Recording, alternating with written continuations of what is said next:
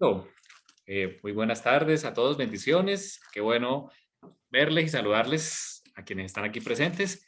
Gracias, como siempre, a Jairito, que nos presta este espacio del enlace. Eh, Nos han ayudado varias personas. Mi hermano Fabián también nos ayudó mucho tiempo al comienzo. Jairito, gracias. Que podemos tener los espacios para poder eh, tener este estudio de Torah y poderlo grabar, que es la ventaja que nos dan este tipo de sistemas. Gracias a ustedes.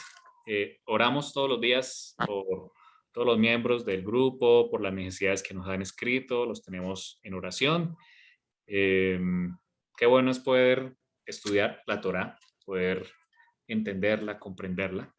Hoy vamos a hablar de la parashá que arranca en Deuteronomio. Vamos ubicándonos allá, del libro de Deuteronomio, en sus Biblias o en sus Biblias en el celular o en el computador. Estamos en el capítulo 11, versículo 26. Ahí arranca la porción de esta semana. Es una porción bien interesante. Vamos a hacer un resumen inicial de la misma y luego nos vamos a centrar en un tema, como le mencionamos en el título. Lo primero que hace el Señor, voy a hacer esta introducción y luego hacemos la oración, es, número uno, decirles, mira, pongo a tu derecha la bendición, a la izquierda la maldición, escoge la bendición para que puedas vivir si cumples los mandamientos.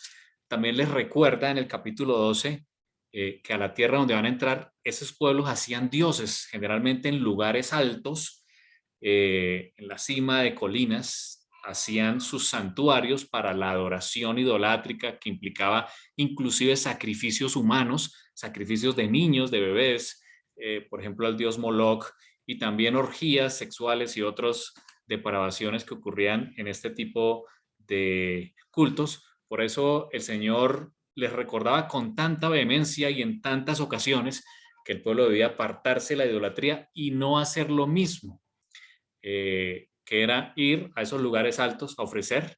Generalmente el templo de Jerusalén, cuando fue construido, no fue construido totalmente en la cima de la montaña, quienes han ido a Jerusalén, sino está casi en la cima. Eso para no igualarse a estas costumbres paganas, que inclusive hoy todavía vemos algunos rezagos de que en los lugares altos todavía existen algunos templos que, digamos, conservan ese tipo de cultura. Así que el Señor les dice, no lo hagan, sino no me olviden a mí, les dice el Señor allí en el capítulo 12. Eh, Luego empieza a hablar acerca del diezmo. Hay varios aspectos que habla la parashá en el día de hoy acerca del diezmo, que ya lo vamos a hablar ahora más adelante. Habla del profeta verdadero, que cuando se levante un profeta que le incite a idolatría a su pueblo, debe ser eliminado. De la misma manera, si hay una ciudad entera que se vuelve a la idolatría, debe ser eliminada, cosa que no vimos en la escritura, pronto más bien cuando vino Nabucodonosor, luego más tarde Tito, el general romano, que destruyeron la ciudad y el templo, pudo cumplirse debido a que el pueblo, pues sí, se fue en pos de idolatría y desobedecieron la ley. Nuevamente, Moisés les recuerda en el capítulo 14 cuáles son los animales limpios y los animales impuros, eso ya lo vimos antes, que es un mandamiento claramente en la escritura, tanto en Levítico 11 como en Deuteronomio 14, se habla de los animales puros y los animales impuros que no se deben comer, es decir, que distinguen. ¿Cuál es el propósito de esto? Que obviamente que sabemos que por salud hay un discurso y hay una evidencia clara de que no se deben consumir, pero además también porque el Señor lo mandó, porque quiere hacer diferencia en su pueblo. Finalmente, la parashá en el capítulo 15 termina con el año sabático. Recuerdan cuando hablamos del famoso año sabático, cada 7 años, el perdón de las deudas y también de la libertad de los esclavos. Habla acerca del préstamos o el dar a los pobres, es algo que se repite muy a menudo en la escritura, dar a los pobres. Y finaliza en el capítulo 16 con las fiestas anuales. Hoy, porque no tenemos templo, hoy son memoriales, eso ya lo hemos hablado anteriormente. Hoy las fiestas son memoriales al Eterno. como Maito, tenemos en la perdón, ¿qué comunidad es de Shabbat. paracha? Gracias, Gina, por preguntar. Parashá es un término que utilizamos a menudo que indica porción, es la porción bíblica.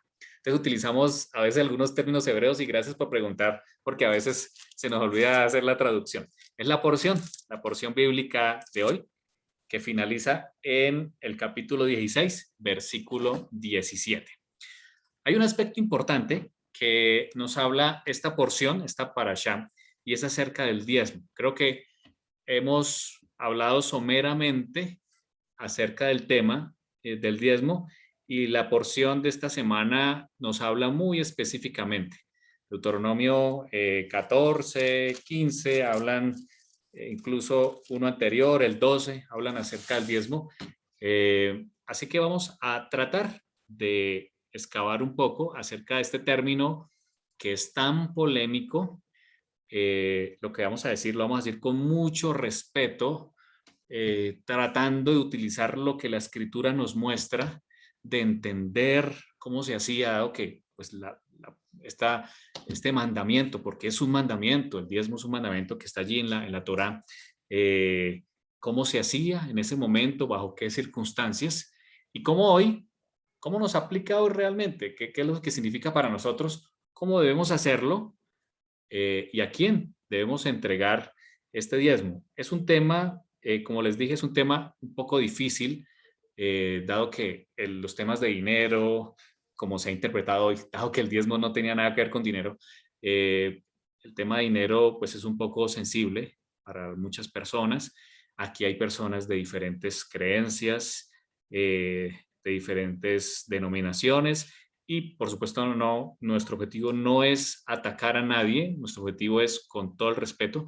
En algunos momentos quizás vamos a generalizar, no queriendo decir que todo el mundo es igual, simplemente decir qué es lo que vemos desde nuestro panorama, sabiendo que cada persona tiene un punto de vista y eso es lo hermoso que trae el pensamiento hebreo, y es que permite que todos podamos tener nuestras interpretaciones.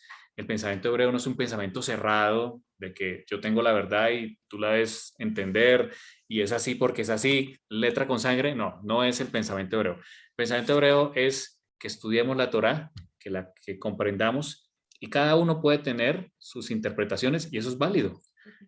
En la época de Yeshua estaba la escuela de Hillel y la de Shammai y eran escuelas totalmente contrarias, pero totalmente contrarias. Si el uno decía blanco, el otro trataba de interpretar que era negro. Estaban en extremos totales, pero aún así ninguno de los dos se excluía. Decía, usted no es parte del pueblo de Dios. No, eso no estaba en vilo. O sea, no es nuestro objetivo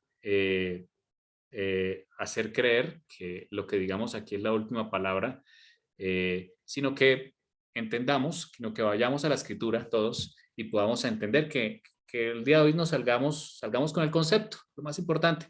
Este tema es tan largo que pudiéramos hacer una serie. Vamos a tratar de ver los temas, los conceptos importantes, la aplicación y saber qué el Señor tiene para nosotros. ¿Por qué dejó el diezmo? Tiene un propósito. Y desde este momento lo decimos, el propósito es dar. Hay unos necesitados que siempre los tendremos con nosotros. Dijo Yeshua, a los pobres siempre los tendréis con vosotros, siempre. Y hay personas necesitadas incluso más cercanas de lo que pensamos. Nuestras familias, por ejemplo, que pueden estar necesitando. Así que eh, es nuestro objetivo, con todo el respeto, poder hablar de este tema tan importante. Voy a proyectar y siéntanse en toda la libertad de hacer sus preguntas y trataremos de responderlas. Muy bien, entonces vamos a la porción de hoy. La porción se llama re, ya les dije.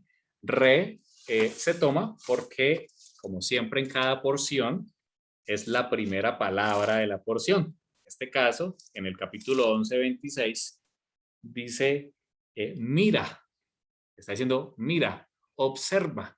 El Señor, a través de esta porción, llama al sentido de la vista, a que podamos observar qué es qué es lo que estamos haciendo, qué es lo que nos está diciendo en este momento. Y hemos colocado aquí el título a toda esta charla es ¿a quién debemos dar los diezmos o el diezmo, de acuerdo a la Torá. Y colocamos aquí un texto precioso que dice, entonces invocarás y te oirá Adonai. Adonai nos escucha, Adonai oye cuando le invocamos y qué precioso es poder clamar a Él cuando tenemos una necesidad. Bien, regálame un segundo. Voy a poner aquí en silencio algo.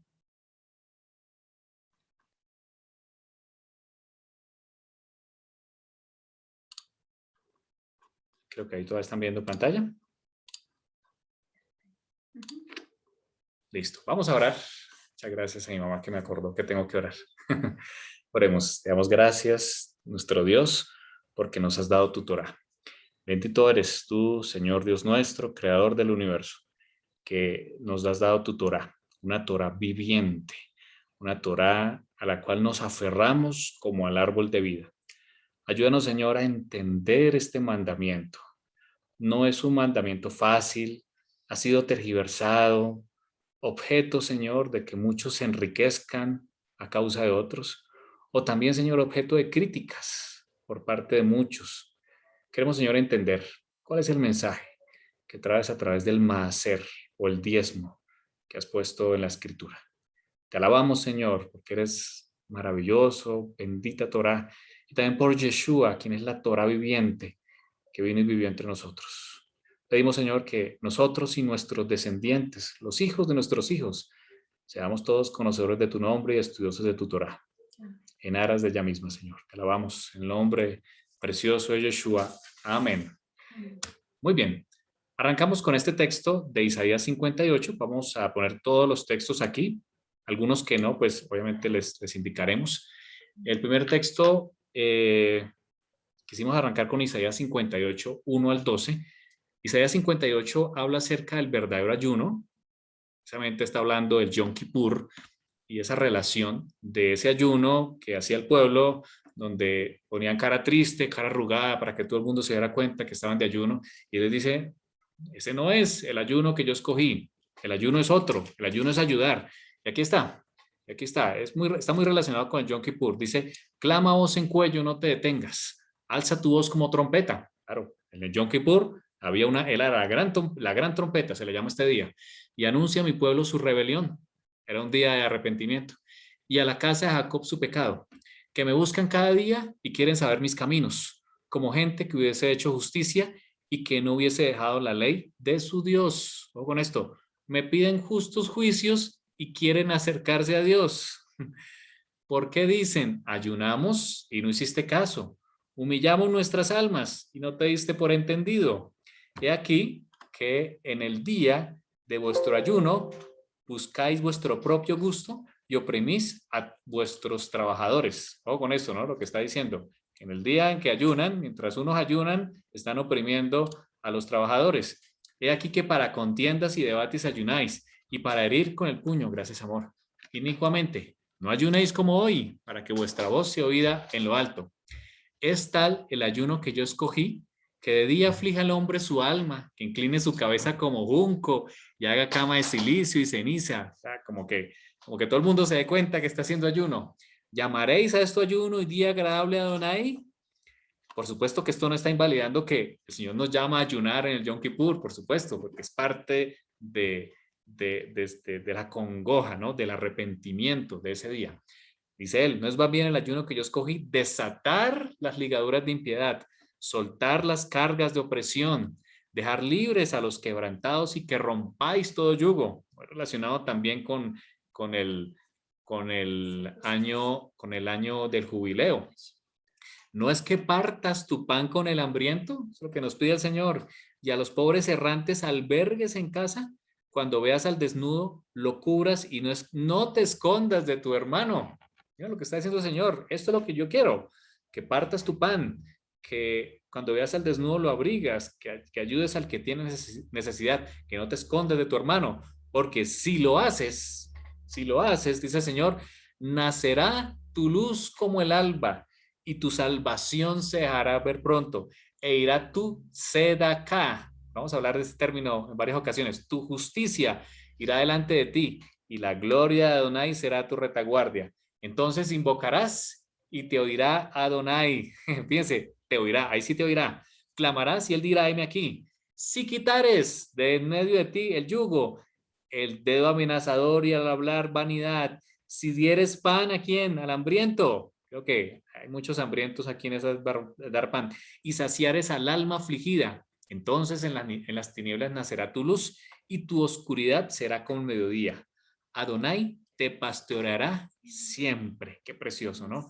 Y en la sequía saciará tu alma y dará vigor a tus huesos y serás como huerto de riego y como manantial de cuyas aguas nunca faltan. Y los tuyos, tus hijos, edificarán las ruinas antiguas, los cimientos de generación y generación levantarás y serás llamado reparador de portillos, restaurador de calzadas para habitar. Qué precioso mensaje da el Señor a su pueblo que dice, pero mira que estamos ayunando, nos ven nuestros rostros de ayuno, de congoja, ¿por qué no nos escuchas? Y el Señor responde, es que el verdadero ayuno, el verdadero arrepentimiento está en cumplir, como dijo Santiago, en hacerse de acá, en hacer su justicia, así es. Como dijo Santiago, muéstrame tu fe por tus obras, por tus obras. Por supuesto que la salvación es por fe, claro que sí, pero la salvación, de acuerdo a la Escritura, está íntimamente acompañada de las obras de la ley, de las obras de la Torah. Y es lo que el Señor le está diciendo aquí a su pueblo.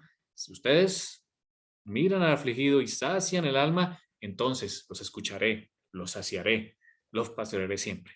Aquí hay un mensaje precioso que el Señor está dando y no es solo aquí. A través de toda la Escritura, especialmente en la Torá, por supuesto, el Señor nos habla de un mandamiento muy claro y es dar a otros, ayudar a otros que tienen necesidad. Vamos a empezar a ver entonces qué es este tema específicamente del diezmo. Encontramos en Primera de Timoteo, capítulo 6, versículo 9 al 12. Esta carta se la escribe Pablo a Timoteo. Timoteo era un pastor, era un dirigente de una congregación y le escribe a él como pastor, porque parece que ya varios en ese momento tenían un problema que hoy vemos también. No es en todos los casos, por supuesto, pero sí muchos que se han apropiado de este tema, de este término diezmo, lo han mal interpretado, lo han mal enseñado y se han enriquecido a causa de los diezmos. Dice 1 Timoteo 6, 9 al 12, porque los que quieren enriquecerse caen. Y le está hablando a los de la iglesia, a los de la comunidad, caen en tentación y lazo y en muchas codicias necias y dañosas que hunden a los hombres en destrucción y perdición, porque raíz de todos los males es el amor al dinero. Nótese lo que dice aquí. La raíz de todos los males no es el dinero. El dinero es neutro. Dinero no. El problema es el amor al dinero. ¿Qué es lo que ocupa mi corazón? Lo primero que ocupa mi corazón. Y el problema aquí, que dice Pablo, la raíz de todos los males es el amor al dinero. Ojo con esa frase. El cual codiciando algunos se extraviaron de la fe. Fíjense que le habla a los de la comunidad, inclusive a líderes, y fueron traspasados de muchos dolores. Así que estamos frente a un tema por el cual muchos líderes de iglesia, a través de todos los años, creo que hoy lo conocemos, lo vemos también, se han enriquecido por causa de este mal usado diezmo, que se ha mal interpretado, que se ha mal entendido en la escritura. Ahora, vamos al primer tema. En la escritura se nos muestra que el Señor, en Éxodo 25, le pide a su pueblo que traigan una ofrenda para construir el santuario. Aquí la pregunta es, ¿deben usarse los diezmos para la construcción y mantenimiento de sitios de reunión? Esa es la primera pregunta porque a veces no la hacen, la hemos visto digamos, en diversos aspectos. De acuerdo a la luz de Éxodo 25, 2:9, dice la escritura, di a los hijos de Israel que tomen para mí ofrenda. Esta ofrenda no equivale a diezmo. Esta ofrenda es una teruma. En la ocasión, cuando hablamos de este capítulo, hablamos de este tema, terumá. La terumá quiere decir que es un presente, algo como que se ofrece encima, como un sacrificio, un tributo, una alabanza. Aquí pongo la referencia. Esto es del Strong, de la que siempre usamos, la concordancia Strong. Define la terumá de esa manera, una ofrenda. Aquí no estamos hablando del diezmo. Y el Señor le dijo que todo Israel tomara una ofrenda de todo varón que la diera de su voluntad. De corazón tomaréis mi ofrenda. Esta es la ofrenda que tomaréis de ellos. Y el Señor le dice cuál es la ofrenda que iban a tomar de los hijos de Israel. Oro, plata, cobre, azul, púrpura, carmesí, lino fino, pelo de cabras, pieles de carneros teñidas de rojo, pieles de tejones, madera de acacia, aceite para el alumbrado, especias para el aceite de la unción y para el incienso aromático, piedras de ónice y piedras de engaste para el efod y para el pectoral. Y harán un santuario para mí y habitaré en medio de ellos, dice el Señor, conforme a todo lo que yo te muestre, el diseño del tabernáculo y el diseño de todos sus utensilios, así lo haréis. Entonces vemos aquí que el Señor le pide a su pueblo una terumá, una ofrenda. Cuando en la escritura se habla de ofrenda, se refiere a bienes materiales, como los que ustedes ven aquí, inclusive dinero. Cuando se habla de una ofrenda, de acuerdo a la escritura, se trata también de bienes materiales, incluyendo el dinero. Esa es la que incluye el dinero realmente, como lo que ustedes ven aquí. El Señor pide todo esto para que el pueblo pueda traer y se pueda construir el santuario. Adelante, Darling. Perdón la pregunta, pero ¿qué es púrpura, azul, púrpura, carmesí? Sí, muchas gracias. Estos son, a ver, son varias cosas. Tanto el sacerdote en sus vestiduras, recordamos cuando vimos ese tema, usaba púrpura, azul, carmesí y rojo. Eran los tres colores que usaba el sacerdote en sus vestiduras. Entonces, tanto el tinte, de hecho el azul se producía de un animal específicamente, como las pieles teñidas de estos colores fueron usadas tanto en las vestiduras sacerdotales, Darling, como en el santuario mismo. Eran los colores, son los colores representativos que el Señor utilizó para el santuario, que tiene un significado preciosísimo. Están muy atados al Mesías, a su sacrificio, que podemos dedicarle un tiempo a Darly si lo quieres, pero básicamente son las telas teñidas de estos colores que se usaban, que se iban a necesitar para la construcción del santuario. ¿Sí te contesté allí, Darling? Sí, señor, gracias. Listo, perfecto. Entonces vemos aquí que el Señor pide una ofrenda. Cuando pide una ofrenda es material, es un tema material para traer al templo con un objetivo específico para construir el santuario. Ahora, la terumá para el templo o la ofrenda se inicia y finaliza de acuerdo a la necesidad. ¿Qué quiere decir? Dice la escritura en Éxodo 36 del 4 al 7, dice que el pueblo dio tanto que vinieron todos los maestros que hacían toda la obra del santuario, cada uno de la obra que hacía, y hablaron a Moshe diciendo, el pueblo trae mucho más de lo que se necesita para la obra que Adonai ha mandado que se haga. Entonces Moshe mandó pregonar por todo el campamento diciendo, ningún hombre ni mujer haga más para la ofrenda del santuario, y así se le impidió al pueblo ofrecer más, pues tenían material abundante para hacer toda la obra y sobraba. De acuerdo a esta escritura que acabamos de ver de la construcción del santuario, no es la única.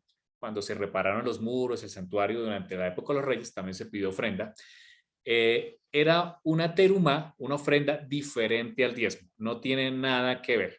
Así que si una congregación está pidiendo diezmo para construir un sitio de reunión, arreglar el sonido, los instrumentos, etcétera, de acuerdo a la escritura, no debe ser de los diezmos, sino tiene que ser una terumá, una ofrenda. Ahora, y la ofrenda tiene una función específica.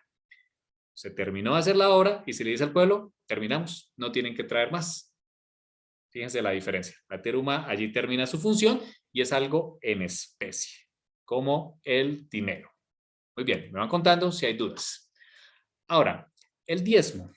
El diezmo solo se entregaba en el templo. Ojo con esto, solo se entregaba en el templo.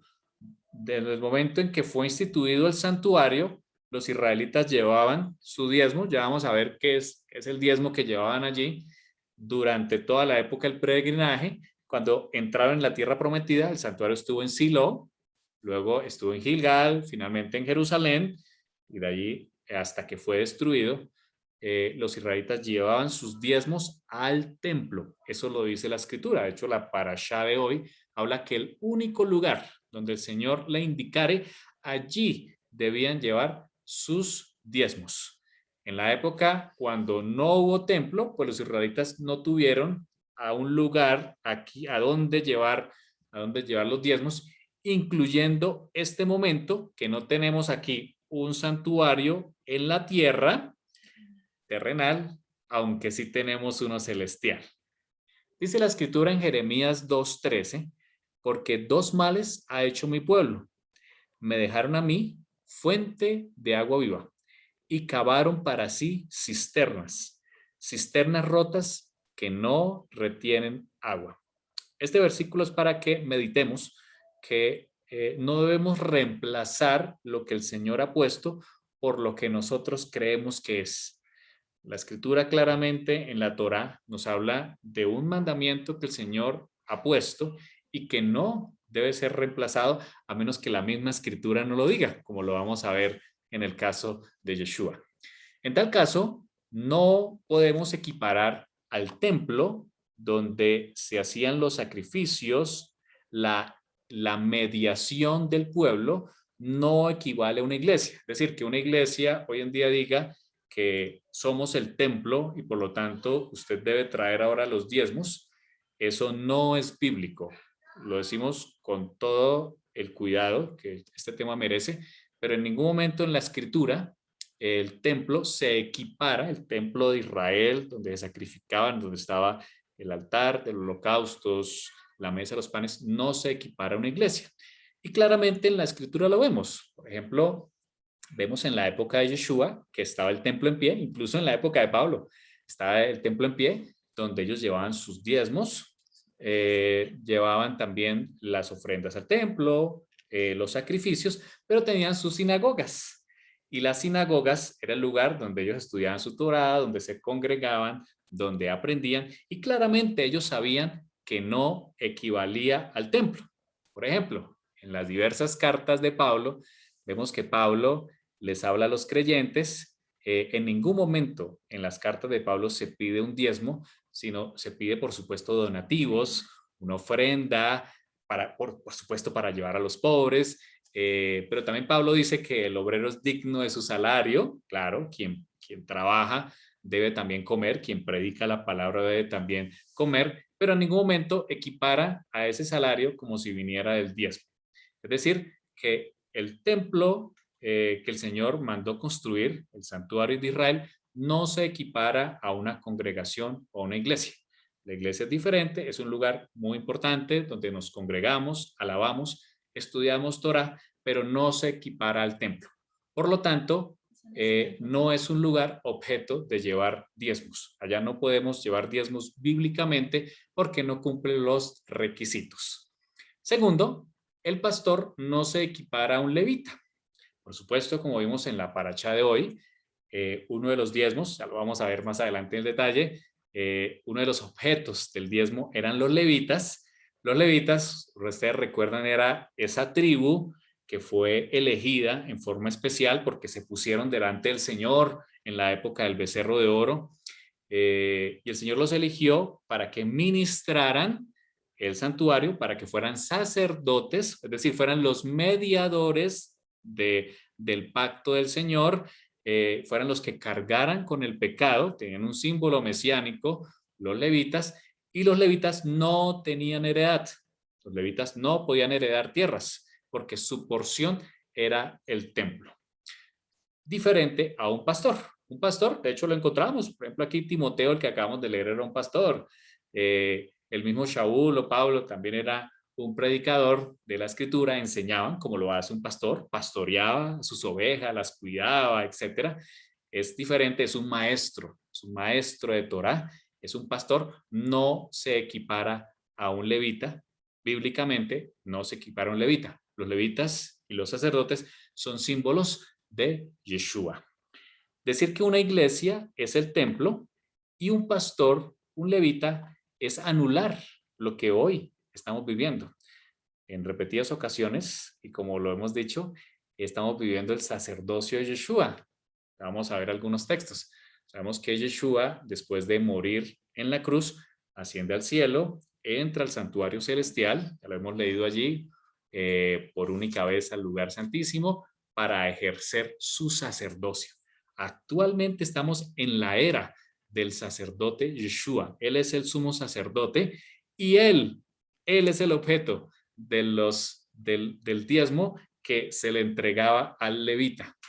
No es un pastor, no es una iglesia. El único que en este momento tiene los méritos para recibir un diezmo en la función de mediador, ojo, en la función de mediador, es Yeshua. No podemos anular o decir que un pastor, un sacerdote es un intermediario, sino solamente es Yeshua. Vamos a ver algunos de los textos, ya vamos para allá, mi amor, ténmelo ahí. Vamos a ver un poco a hablar acerca de ese sacerdocio de Yeshua. En la escritura se nos habla de que el Señor elige a Aarón, hermano de Moshe, para que él y sus hijos y su descendencia de allí en adelante fueran los sacerdotes. Así que era la herencia arónica o el sacerdocio arónico los encargados de mediar entre el Señor, entre Adonai y su pueblo.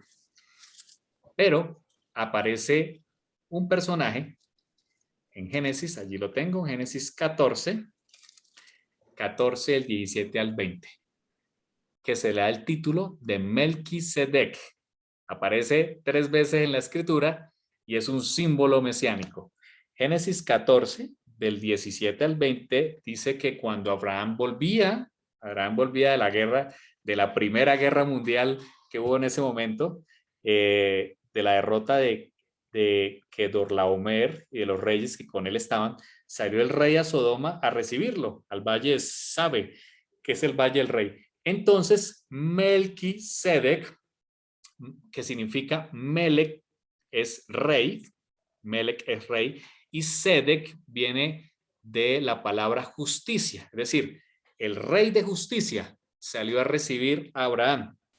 Dice que era rey de Salem, que tiene mucho que ver con Shalom, y sacerdote del Dios Altísimo, era sacerdote del Dios Altísimo, sacó pan y vino. Así que había aquí una herencia de Melquisedec, un orden de Melquisedec que eran sacerdotes del Dios Altísimo.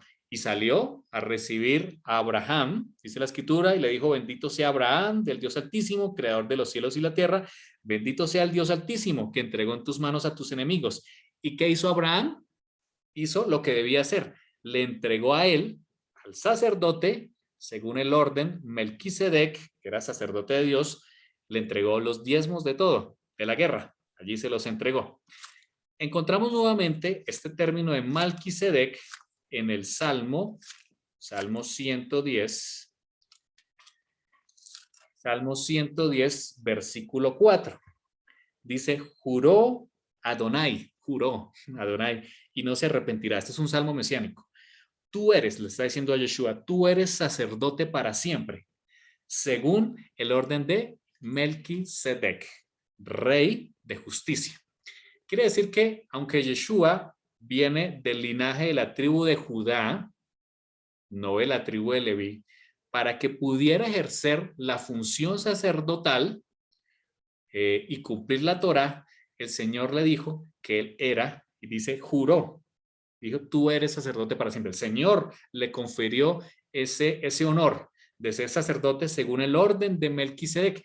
Y así es como lo vemos a Yeshua entrando en el santuario. Allá, antes de ir a Mateo, dice Hebreos capítulo 8, versículo 1, no lo pusimos allí, pero lo pueden buscar en sus Biblias. Hebreos 8:1 dice, Ahora bien, el punto principal de lo que venimos diciendo es que tenemos tal sumo sacerdote, está hablando de Yeshua, según el orden de Melquisedec, el cual se sentó a la diestra del trono de la majestad en los cielos.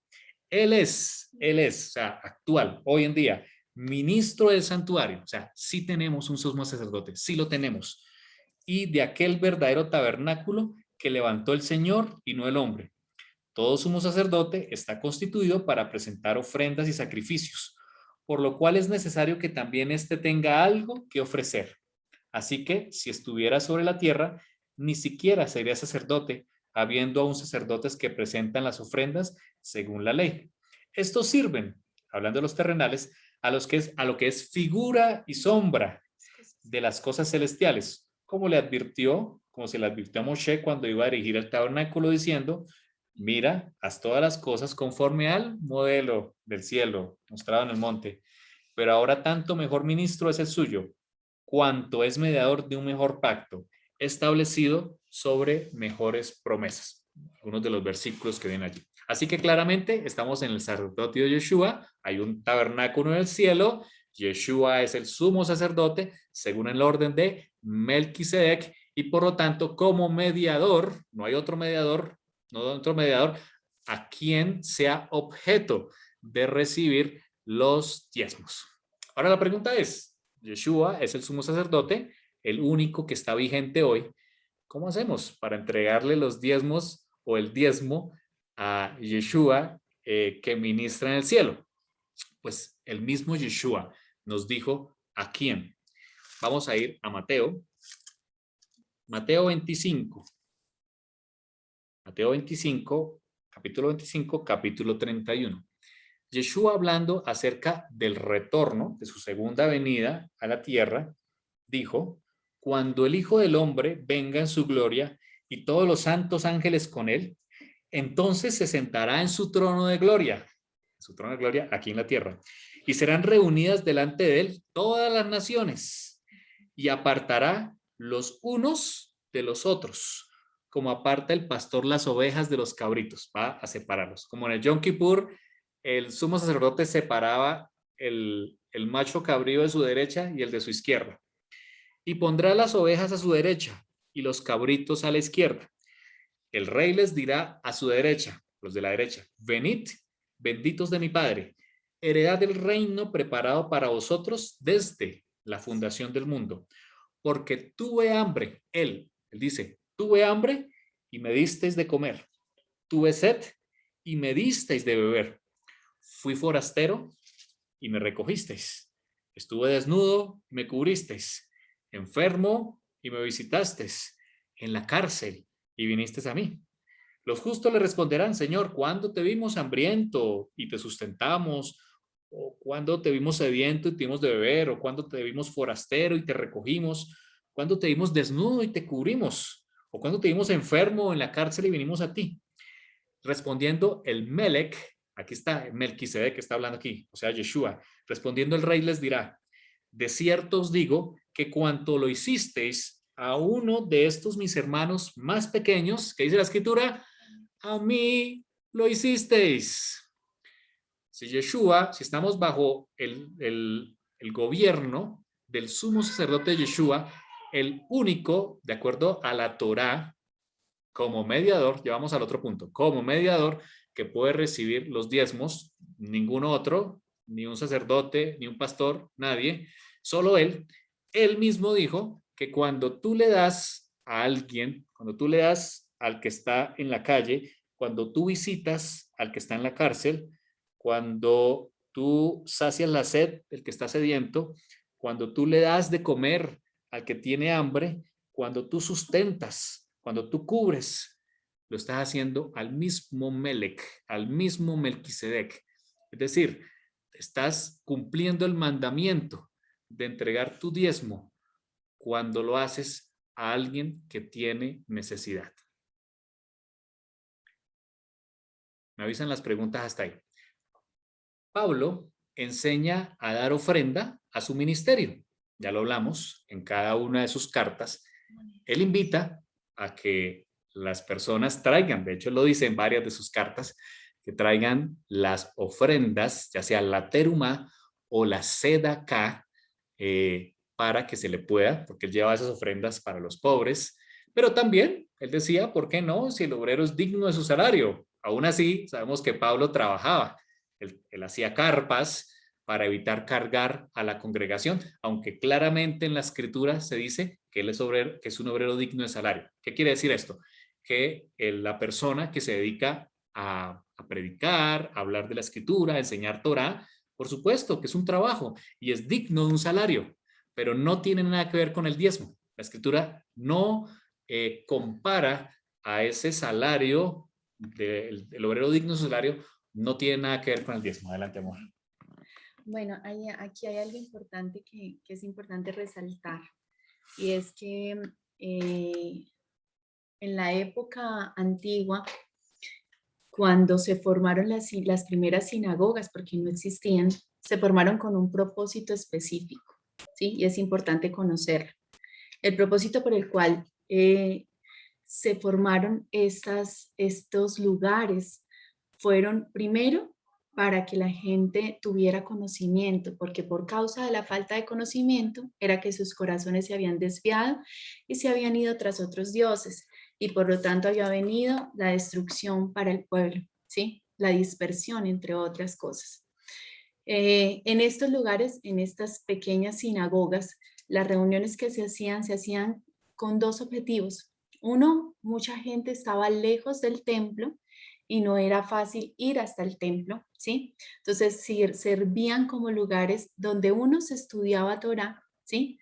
Donde se aprendía, los niños aprendían, no todos, pero algunos, los que podían asistir, aprendían a estudiar, a leer, ¿sí?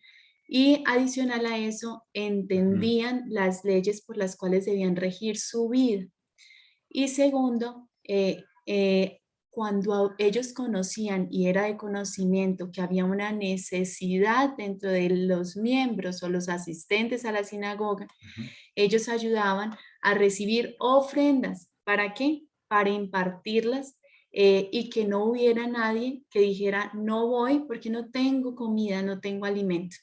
Bueno, después de que Yeshua vino, muere, y quedan muchos seguidores del Señor, se siguió con el mismo sistema, ¿sí? Ellos se reunían, nosotros encontramos, por ejemplo, que en la reunión de la que tanto hablamos, que es la reunión del Pentecostés, derramamiento del Espíritu Santo, dice que todos estaban juntos en común acuerdo y estaban compartiendo juntos. Lo que nos enseña a nosotros es que en esa época los primeros creyentes o los seguidores del Señor, ellos compartían todo entre todos y lo hacían de voluntad propia, con el fin de que ninguno de los que hubiera en medio de ellos pudiera decir, no, pero es que yo no puedo hacerme partícipe, yo no puedo hacerlo porque mi familia tiene hambre, ¿sí? Sino que todos tuvieran lo suficiente para vivir. En la escritura encontramos que los líderes, dice la escritura que ellos trabajaban, porque realmente en las sinagogas como tal se reunían pues en Shabbat, dice la escritura, como era la costumbre, pero durante la semana ellos trabajaban, dice la escritura que trasnochaban trabajando para no cargar a los hermanos con la carga de ayudarlos y soportarlos económicamente. Aunque ellos dicen, aunque tenemos derecho, no hemos querido apropiarnos, porque ellos sabían que cada cosa que recibían, ellos la impartían. Nosotros vemos a Pablo yendo al templo de Jerusalén y llevando estas ofrendas para salir a repartirlas también con quienes lo necesitaban, ¿sí? Ese era el fin, y fue el fin con el cual se construyeron, se desarrollaron este sistema de estudio para que conocieran al Señor, para que se acercaran a Él, y pudieran satisfacer sus necesidades entre ellos. Así es. Muchas gracias, amor, por la aclaración. Entonces, de acuerdo a la Torá, existen varios objetos o receptores del maaser o del diezmo, que incluyen los levitas, que eran necesitados porque, ya lo vimos, no tenían herencia ni heredad, vivían de eso. O sea, el levita era un necesitado, pero también el maaser, de acuerdo a la escritura, se puede utilizar para las fiestas o los memoriales, incluyendo el Shabbat. Y tercero, para ayudar al necesitado. Vamos a verlos en detalle. Ahora, de acuerdo con eso, tú puedes usar el diezmo actualmente, hoy en día, si lo quieres monetizar, aunque vamos a ver que no era dinero el diezmo, pero si lo quieres monetizar, se puede usar como una referencia y lo puedes repartirlo al necesitado, por ejemplo, a las fiestas del Eterno, incluyendo el Shabbat. A tu congregación das es una ofrenda. En tu congregación, en tu lugar de estudio, en tu iglesia, de acuerdo a la escritura, tú haces una ofrenda voluntaria, libre, como la quieras dar y de la frecuencia que lo quieras hacer. Otro aspecto importante que vamos a ver es que quien diezmaba, de acuerdo a la Torah, era el sector productivo, porque se diezmaban frutos, era un impuesto agrícola y de animales, es decir, el sector productivo, los dueños de las haciendas y de ganado eran los que diezmaban y los llevaban al templo, pero las ofrendas las daban todos. Vemos, por ejemplo, la viuda, cuando Yeshua estaba en el templo y que llegó una viuda muy pobre y echó 2 blancas, se trataba de una ofrenda. O sea, la ofrenda la daban todos libremente. Era una expresión de todos, pero nunca se obligaba, ojo con esto, a que los pobres o que los necesitados tuvieran que dar su diezmo o que tuvieran que dar diezmo. Primero porque no tenían una hacienda, o sea, no tenían cómo darlo. Y segundo, no era función de ellos, era de quien poseía una tierra, de quien producía productos agrícolas y de quien tenía animales. Eso va en contra de lo que hoy en día tristemente muchas iglesias exigen incluso a los más pobres de su congregación, que tienen que diezmar porque si no lo hacen pueden acarrear maldición. Eso no es bíblico. Los pobres no estaban, y no es de acuerdo a la Torah, no deben diezmar porque no tenían de dónde. Ellos vivían prácticamente de lo que recogían. Ellos eran el objeto. Ojo con esto. Los pobres son el objeto del diezmo. Así que muy bien usado el diezmo y de acuerdo a la escritura es, como lo ponemos aquí, para los necesitados. El objeto del diezmo del maaser es para el que tiene necesidad. Fue un impuesto del 10% agrícola y agropecuario que el Señor puso para mantener su justicia. Él es Melquisedec, él es el rey de justicia. Y para mantener a su pueblo justo y equilibrado, colocó el diezmo con el fin de que no hubiera necesidad. Y preguntamos si en nuestras congregaciones hay personas con necesidad. Ellos son los objetos, ellos son el objeto del diezmo. No es la congregación, de acuerdo a la escritura, sino son los necesitados. El diezmo no fue hecho para que fuera centrado o concentrado en un solo punto, sino que fuera distribuido ampliamente entre los que tenían necesidad. Vamos a entrar en materia. ¿Qué es el diezmo? El diezmo viene de la palabra maaser. Maaser, de acuerdo al Strong, este es el hebreo, maaser, significa décima parte. Muy conocido, ¿cierto? Diezmar o diezmo. Básicamente es un impuesto del 10% del producto destinado al necesitado. Sacerdotes y levitas, por supuesto, también eran objeto, porque ellos eran necesitados, no tenían herencia, no tenían tierras.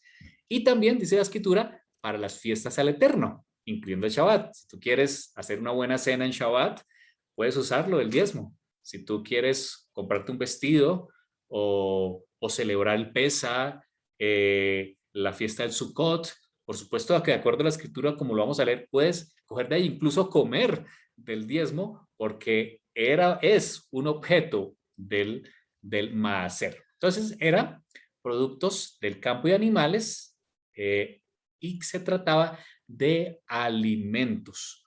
Nunca el maaser o el diezmo se equiparó a dinero. Eso fue más adelante, cerca del año 300 después de Cristo. Ya vamos a ver un texto.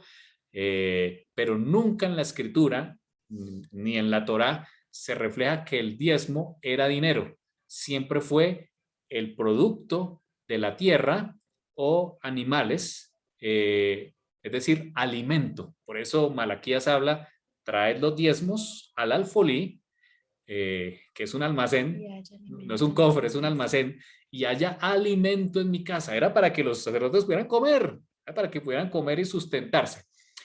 Generalmente era una vez al año, no era quincenal, mensual, como algunos quieren verlo, era una vez al año, y ya lo dijimos, era en especie, agrario, animales, no en dinero, y su objetivo era establecer justicia y equidad. Recuerden, Melquisedec, nuestro Señor es Rey de justicia, ese fue el objetivo, establecer justicia y equidad entre los hombres. Amor, adelante. Sí, ahí hay algo importante y es que cada una de las fiestas tenía un objetivo específico y era un objetivo de que todos pudieran alabar al Señor y tener un encuentro con Él y pudieran hacerse partícipes de estas figuras celestiales, de lo que pasa y de lo que nos hacemos partícipes cuando participamos de estas fiestas. A estas fiestas no solamente asistía el que podía diezmar, asistía la viuda, el huérfano, el esclavo, el extranjero y el levita. Por lo tanto, era una fiesta donde todas las personas iban, llevaban alimentos, mucho alimento en grandes cantidades, y cuando se iban, no solamente durante la fiesta, todos comían. Ahí no había estrato 1, 2, 3, 5, 20, no, ahí todos eran iguales ante el Señor. Todos comían igual, había para todos, ¿sí? Para el levita, el Señor dijo, no te olvides del levita. Todos se alimentaban. Cuando terminaban las fiestas, ellos regresaban a su casa con alimento. Aquel que era extranjero, que no tenía, aquel que era viuda, aquella mujer que estaba desamparada. El Señor diseñó esto para que ellos también pudieran tener alimento y suficiente para saciarse ellos y sus familias. Fue un sistema, como lo dijo mi esposo, en el cual el Señor quería ejercer justicia. ¿A través de quién? A través de sus mismos hijos. Porque la forma como el Señor ejerce su justicia a otros es por medio nuestro. Nos utiliza como utensilios suyos para poder hacer un mundo un poquito más justo en medio de un sistema injusto en el cual vivimos. Amén. Gracias. Vamos a ver algunos textos que nos hablan acerca del diezmo. Levítico 27, 30 y 32 dice, y el maaser, es decir, el diezmo de la tierra, aquí habla de la tierra, así de la simiente de la tierra, como del fruto de los árboles, es decir, lo que producía la tierra, lo que producían los árboles, los animales y las crías de los animales, es cosa dedicada a Adonai, es cosa dedicada a Adonai. Entonces, el diezmo es alimento, el diezmo es alimento. Y todo el diezmo, dice el 32, todo el diezmo de vacas o de ovejas, de todo lo que pasa bajo la vara, el diezmo será consagrado a Adonai. Entonces, claramente el Señor le está diciendo a su pueblo, todo lo que usted produzca en sus tierras, los frutos de los árboles, las siembras, las cosechas, y también de los animales, de cada 10 animales que usted produzca, pues va a tomar uno y lo va a apartar y lo va a traer al templo. Asimismo, de los frutos que usted produzca en sus árboles, en la cosecha, va a tomar el 10% como un impuesto y lo va a traer para que el necesitado pueda también comer. Dice Deuteronomio 18, 1 y 2, los sacerdotes levitas, es decir, toda la tribu de Leví, no tendrán parte ni heredad en Israel. Ellos no podían poseer, nunca, nunca, por sus generaciones nunca iban a poder heredar tierras. Por supuesto dice que de las ofrendas quemadas a Adonai y de la heredad de él comerán, hablando del maaser. No tendrán pues heredad entre sus hermanos. Adonai es su heredad, como él les ha dicho. Así que los sacerdotes no podían comer, no podían heredar tierras. Ellos solo podían comer de lo que traían todos los hijos de Israel hacia el templo durante las fiestas. Y dice la escritura, Deuteronomio 14, 27, de la parasha de hoy, no desampararás al levita. Claramente lo dice, porque el levita, pues era el que habitaba en las poblaciones, no tenía tierras, no tenía que comer, así que era un deber de los vecinos. Si usted tenía un vecino levita, pues su función era alimentarlo, sacar de ese diezmo de lo que producía, de sus animales, y darle de comer para que el levita también pudiera comer. Dado que el levita tenía función especial, el Señor era su heredad, era un necesitado, por supuesto, claramente es un necesitado, y además tiene una función, hacía parte de la tribu mediadora, símbolo de Yeshua. Perfecto. Vamos a las clases de diezmo para que lo podamos tener claro. El objeto o a quienes se dirigía los diezmos, de acuerdo a la escritura, son tres. Uno, el diezmo hacia el levita. El levita era un receptor del maaser, que se llamaba maaser rishon. También estaban los pobres, los necesitados. Los necesitados también recibían, hoy en día seguimos teniendo pobres, no tenemos levitas entre nosotros, pero sí tenemos pobres entre nosotros. Se llama el maaser ani.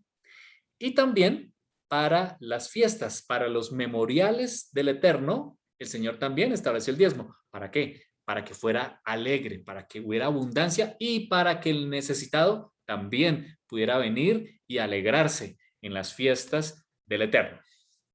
Ahora, empecemos con el primero. El diezmo para el levita, una vez al año se entregaba el diezmo. Recordemos que el levita eran los sacerdotes que ministraban en el santuario, incluyendo el sumo sacerdote, y los que hacían los demás oficios, como los cantores, los que tocaban las trompetas, los instrumentistas, los que retiraban las cenizas del altar, los que limpiaban el templo, los que cargaban con los diferentes utensilios, las cortinas, las bases, los elementos, no solo por el desierto, sino por donde se movió en Israel cuando era móvil todavía, tenían diferentes funciones. Dice la escritura en Números 18, 21 al 24.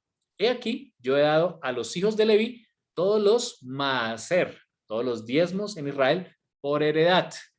Esa era la herencia. Por su ministerio, fíjense, por cuanto ellos sirven en el ministerio del tabernáculo de reunión. O sea, ellos eran los encargados. ¿Qué hacían los levitas? Y no se acercarán más los hijos de Israel al tabernáculo de reunión para que no lleven pecado por el cual mueran. Más los levitas harán el servicio del tabernáculo de reunión y ellos llevarán su iniquidad, símbolo de Yeshua, estatuto perpetuo para vuestros descendientes, y no poseerán heredad entre los hijos de Israel, porque a los levitas he dado por heredad los maaser, los diezmos de todo Israel, que ofrecerán a Adonai en ofrenda, por lo cual les he dicho, entre los hijos de Israel no poseerán heredad. O sea, claramente ellos no tenían más heredad que el templo, su función era ser parte de la tribu, que era la tribu mediadora, que medía o era el medio o el intermediario para que el pueblo se pudiera acercar al Señor, claramente símbolo de Yeshua, que es nuestro mediador, como dice Pablo, un Dios y un mediador, que es Yeshua Mashiach o Jesucristo, como lo leemos en las Biblias en español. Ellos eran el objeto o uno de los objetos del maaser. A él los israelitas les llevaban sus frutas, sus animales, todo era en especie, era alimento para que ellos pudieran comer. Ahora, dice Levítico 27:30 al 33, este ya lo leímos, el diezmo de la tierra, así de la simiente de la tierra como el fruto de los árboles, de Adonai es cosa dedicada a Adonai. Si alguno quisiera rescatar algo del diezmo, añadirá la quinta parte, esto sí es dinero, la quinta parte de su precio por ello. Fíjense, todo era en especie, pero si alguien quería rescatar algo del diezmo, debía pagar la quinta parte. Y todo diezmo de vacas o de ovejas, de todo lo que pasa bajo la vara, el diezmo será consagrado a Adonai. No mirarás si es bueno o malo, ni lo cambiará. Y si lo cambiare, tanto él como el que se dio en cambio serán cosas sagradas, no podrá ser rescatados. Fíjense que el Señor claramente en la Torá habla de que el diezmo no tenía que ver nada con dinero. Deuteronomio 14:22. Indefectiblemente diezmarás todo el producto del grano que rindiere tu campo cada año.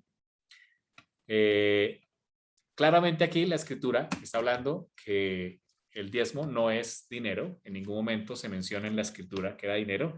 Era alimentos. De hecho, la escritura dice, y como lo vamos a leer más adelante, si te quedaba muy lejos el lugar donde llevar tu diezmo, o sea, el fruto, los frutos y tus animales, tú lo podías vender, o sea, se podía cambiar por dinero, porque algunos dicen, es que no existía el dinero en aquel momento. La escritura sí lo dice, sí había dinero, lo cambiaban por dinero y cuando llegaban a Jerusalén compraban alimento, animales, frutos y los entregaban al alfolí. Aquí tenemos una imagen representativa de un alfolí. Por supuesto que el alfolí no es un cofre, como algunos quieren pintarlo, no es donde se depositan dineros, no. El alfolí es un almacén donde se depositaba el maaser, el diezmo, allí, los bultos de trigo, de arroz, las frutas, por supuesto que tenían corrales para los animales, donde se almacenaba el alimento para los sacerdotes y los levitas, objeto del maaser. Ahora, ya lo vimos que la ofrenda es diferente al diezmo. Dice Marcos, ya le doy el espacio a mi esposa. Marcos, capítulo 12, versículo 41. Ya les comenté esta historia, pero la vamos a leer. Marcos 12. El Señor estaba sentado en el templo, allí en el templo de Jerusalén. Dice el versículo 41, estando Yeshua sentado delante del arca de la ofrenda, miraba cómo el pueblo echaba dinero. Aquí sí es dinero. Cuando se habla de ofrenda, se equipara a dinero, ya sea una sedaká, que hace referencia mucho al pobre, hacer justicia al pobre, o una terumá, como la que el pueblo dio para construir el santuario. Miraba cómo el pueblo echaba dinero en el arca y muchos ricos echaban mucho. Y vino una viuda pobre y echando 2 blancas, o sea, un cuadrante, y llamando a sus discípulos les dijo, de cierto os digo que esta viuda pobre echó más que todos los que han echado en el arca, porque todos han echado de lo que les sobra, pero esta de su pobreza echó todo lo que tenía, todo su sustento. Aquí está hablando el Señor de la tzedakah o de la ofrenda, que sí es en dinero. Mi amor, adelante. Bueno, hay varios textos que de pronto nos pueden aclarar varias dudas, ¿no? Por lo general en las iglesias se nos lee mucho Malaquías 3:10, ¿no? ¿Qué dice? Se los voy a leer. Trae todos los diezmos al alfolí y haya alimento en mi casa. Probad esto. Ahora, dice Jehová a los ejércitos, y veré si no abro las ventanas de los cielos y derramo sobre vosotros bendición hasta que sobreabunde, ¿sí? Es un texto muy hermoso, pero debemos verlo dentro del contexto. Cuando leemos Malaquías 3, está haciéndole una reprensión específica a alguien específico. Y lo vamos a leer. Dice aquí, he aquí, yo envío mi mensajero para que prepare el camino delante de mí y vendrá súbitamente a su templo. El Señor a quien vosotros buscáis y el ángel del pacto a quien deseáis vosotros ya viene, ha dicho Jehová de los ejércitos. Pero ¿quién podrá soportar el tiempo de su venida o quién podrá estar en pie cuando Él se manifieste? Y continúa. Porque Él es como fuego purificador y como jabón de lavadores. Él se sentará para refinar y limpiar la plata. ¿Limpiará a los hijos de quién? De Leví. De Leví. ¿Quiénes eran los levitas? Los que ministraban ¿en dónde? En el templo. Los afinará como oro y plata y como a plata y traerá a Jehová ofrenda en justicia. Entonces será grata a Jehová la ofrenda de Judá y de Jerusalén como en los días pasados. Para que ustedes lo continúen después leyendo, el Señor le estaba haciendo un llamado a los levitas, pues ellos, unos se habían apropiado del espacio, el espacio que era el alfolí, ahí como lo pueden ver, era un lugar que era usado solamente para el almacenamiento de alimentos, no solo para que ellos comieran, sino para que lo impartieran a la viuda, al huérfano y al necesitado, ¿sí? Ellos debían suplir las necesidades de quién, de su pueblo, pero ellos habían vuelto de este lugar un lugar de habitación. Por lo tanto, el Señor los está regañando y les está diciendo, vuélvanse a mí. Vuélvanse a mí, dice él. ¿Robará el hombre a Dios? Le está diciendo a quién, a los levitas. Pues vosotros me habéis robado. ¿En qué te hemos robado? En vuestros diezmos y en vuestras ofrendas. Se habían apropiado de algo que tenía un destino específico. Y esto es importante porque el diezmo y el máser tiene un objeto específico que aún el Señor a sus levitas les pedía cuentas de la forma como la cual ellos administraban. Y en el Nuevo Testamento encontramos, por ejemplo, encontramos textos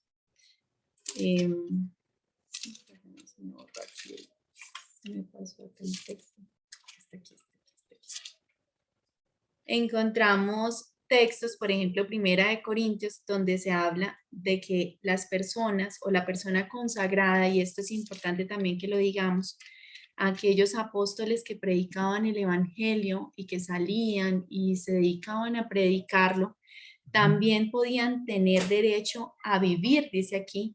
Así también ordenó el Señor que los que anuncian el evangelio vivan del evangelio, ¿sí? Primera de Corintios Primera 9. de Corintios 9, ¿sí? Ahí completamente ustedes lo pueden leer porque según lo que nos da a entender Primera de Corintios 9, a él lo estaban increpando. Aunque Pablo y sus discípulos no tomaban del dinero para sus necesidades, pues ellos trabajaban.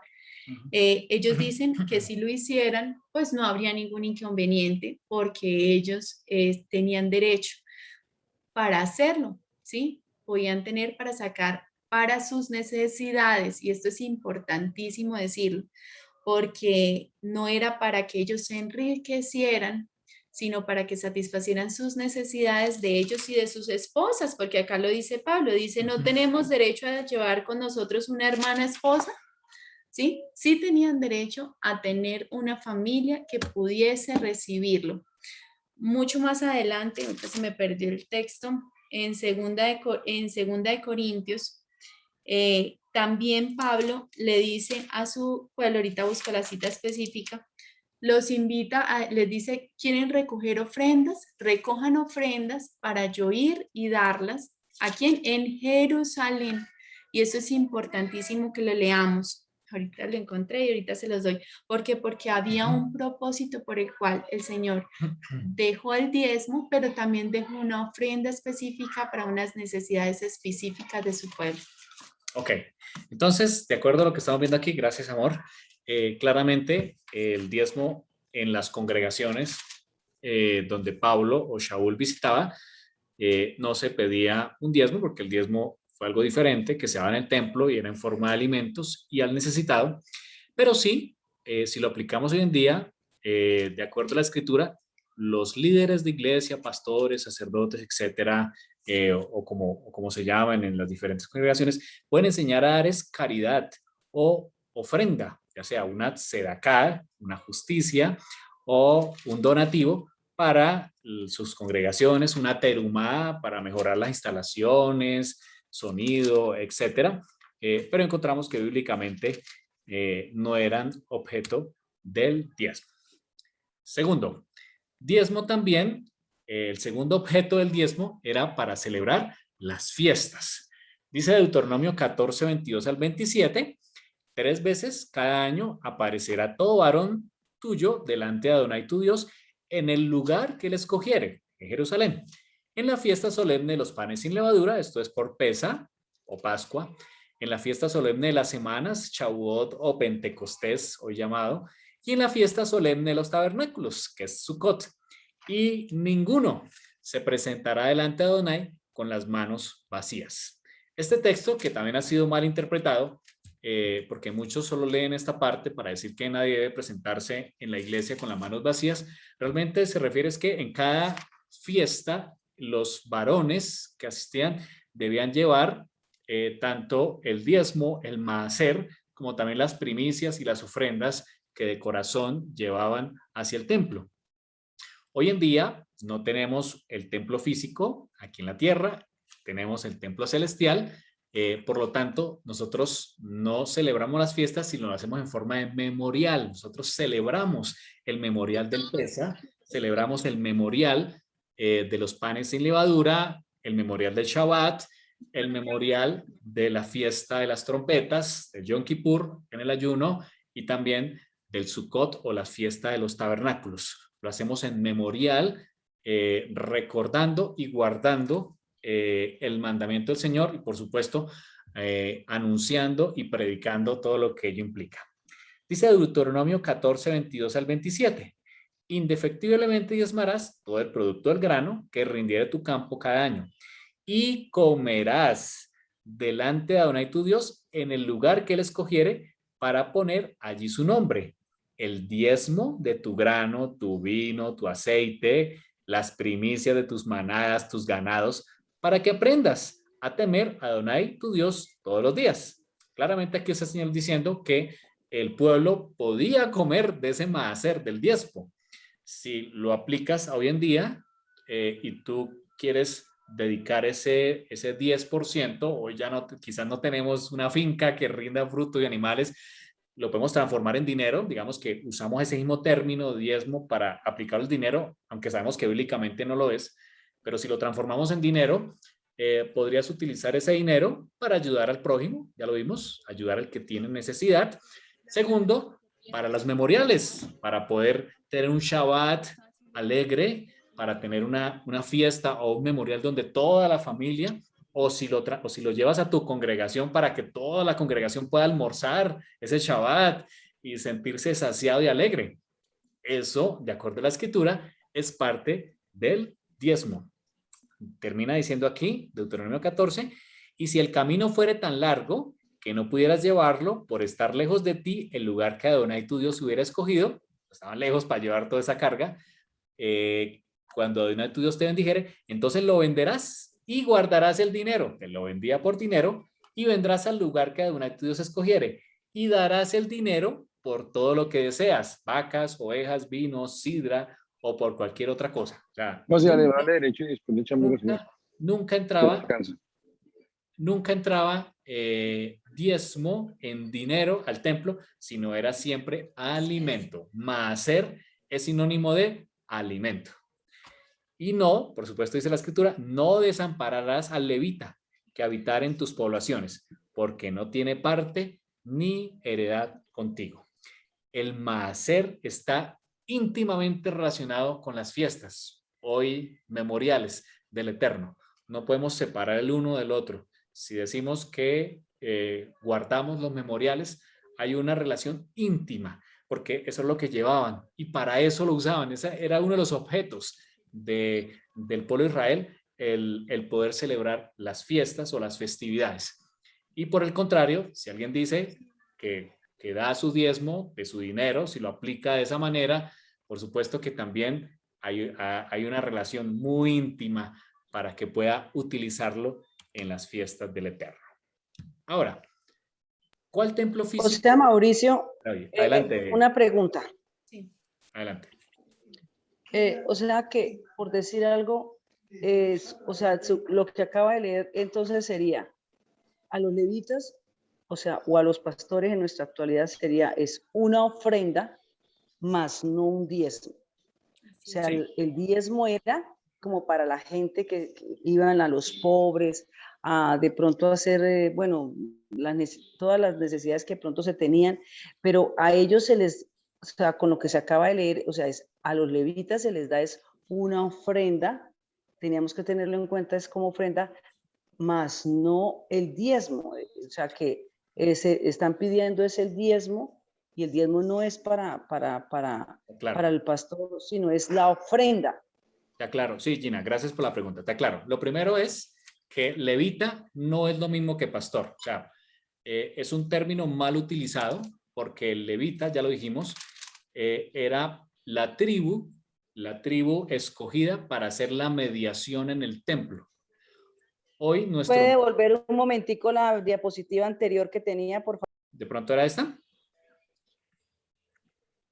Creo que sí. Sí, o sea, lo que estoy diciendo es que no podemos equiparar hoy a un pastor con el levita, o a un líder. Los pastores o líderes de iglesia son, como lo llama Pablo, los pastores, los que pastorean la iglesia, pero no se equipara a un levita, porque los levitas tenían una función específica en el santuario, en el templo. Hoy en la tierra no tenemos templo físico, no hay una mediación. La mediación se hace en el templo celestial. Yeshua es el sumo sacerdote hoy en día y quien es objeto del maaser propiamente, y claramente él dijo, lo que hiciste a uno de estos hermanos más pequeñitos, a mí lo hiciste. Es decir que la mejor forma Que aguada tan madre, ¿verdad? de dar el maaser es darlo al necesitado, porque se lo estamos dando al mismo sacerdote. Entonces, eso uno, que levita no es lo mismo que un pastor. Segundo, claro que sí se le puede dar a los pastores, claro que sí, Pablo lo dice, el obrero es digno de su salario, pero claramente se habla es de una ofrenda. Es una ofrenda voluntaria de corazón. Bíblicamente no podemos decir que nuestros templos o nuestras iglesias o lugar de reunión se equiparan al templo, ¿no? Que eran hacia donde se llevaba el maaser o el alimento. Si usted va a llevar a su congregación, es un donativo, es una donación, es una ofrenda con el porcentaje, como usted lo quiera manejar, con la frecuencia. Claramente vimos que es voluntario y de corazón, y los pobres no están obligados a dar, en este caso, si lo trajéramos hoy en día a un diezmo, sino que son objeto del mismo. No sé si ahí te respondí. Sí, aquí Jairo, su tío está haciendo una pregunta. Sí, que entonces el mandato de Malaquías, porque él no había llegado hasta ahorita que empezó a escuchar un poquito, que entonces el mandato de Malaquías 3:10, que dice que trae el diezmo al alfolí, yo escuché que Mauricio dijo que el alfolí no era un sobre, sino era como un almacén, aquí está, y sí. que no se trataba de plata en sí, sino como de la vaca o el becerro, o bueno, más o menos así. Entonces, él está escuchando, entonces a ver si Mauricio, por favor, nos vuelve en resumida la cosa para saber. Yo le espacio a mi esposa que quiere también compartir. Claramente el alfolí es un almacén. De hecho, Malaquías lo dice, ¿no? Traed el diezmo y haya alimento en mi casa. En todos los versículos que hemos leído en la escritura, nunca se equipara el diezmo a otra cosa que a alimento. O sea, el diezmo es alimento. Se traía el 10%. ¿Quiénes? Los que eran dueños de los campos, los que eran productores, que tenían producción de alimentos, árboles, cosechas, y también que tenían animales. Ese era el diezmo que se te da al templo. Es tan así, es tan alimento, que incluso dice la escritura, como lo leímos aquí, que si el camino era tan largo para llevar todos esos animales, ese alimento, ellos lo vendían en sus tierras, cargaban el dinero consigo, y cuando llegaban a Jerusalén, compraban alimentos y compraban animales para llevarlos al templo. O sea, claramente nunca en la escritura al templo como maaser, como diezmo, entraba dinero. Siempre fue alimento. ¿Y quiénes eran el objeto? El objeto de esto eran los levitas y sacerdotes, porque ellos eran necesitados, no tenían herencia. Segundo, los pobres, claramente ya lo vimos, los pobres son objeto del diezmo. Y tercero, para celebrar las fiestas, incluyendo el Shabbat. Adelante, amor. Sí, Tita, yo entendí la pregunta con respecto a Malaquías, que fue el cual les hablé hace un momento. Específicamente en el versículo particular de Malaquías está hablándole y haciéndole un llamado al arrepentimiento a los levitas, quienes eran quienes recibían estos maaser, estos diezmos y estas ofrendas, y estaban haciendo un mal uso de ellos. Por lo tanto, el Señor les estaba llamando a darle el uso correcto y de esa manera poder bendecirlos. Además que cuando se llevaba al lugar correcto, se le daba el destino correcto y había alimento en su casa, ¿sí? No solamente en la casa de ellos como levitas, sino de a quienes ellos debían destinar estos recursos. Sí. No sé si ahí quedó claro, Gina y Jairo. Sí, Mauricio, sí nos quedó claro. porque si Bueno. uno de pronto no lo tenía como tan claro eso de que el sacerdote de verdad ya no, los levitas ya no ministran, el que ahora ministra es Cristo Jesús. Eso era algo que yo no lo había contemplado. Claro, porque si equiparamos a nuestras iglesias con el templo o a los pastores o sacerdotes con la tribu de Leví, estaríamos anulando el verdadero sacerdocio, Celestial. que es el actual sacerdocio del orden de Melquisedec, que es Yeshua, que hoy estamos en la era del sacerdote Yeshua. No hay otro mediador, sino solo Yeshua, quien era objeto, la tribu de Leví era el objeto de recibir el maaser. Ahora, Tita, miren, en el Nuevo Testamento encontramos muchos versículos acerca de la ofrenda, pero en ninguna parte se apropiaron del término maaser o diezmo. ¿Por qué? Porque en esa época no había necesidad, porque se entendía que al lugar donde se llevaba el diezmo era el templo, ¿sí? Que las ofrendas eran lo que se compartía y se trabajaba. Por ejemplo, en Primera de Corintios, que era el versículo que ahorita nos leí, Primera de Corintios 16 dice: en cuanto a la ofrenda, haced vosotros también de la manera que ordené en la iglesia de Galacia. Cada primer día de la semana, cada uno de vosotros ponga aparte algo según haya prosperado, guardándolo para que cuando yo llegue no se recoja entonces ofrendas. Y cuando haya llegado, enviaré a quienes ustedes hayan designado por carta, para que yo lleve vuestro donativo a Jerusalén. Y si es conveniente que yo también vaya, iré también.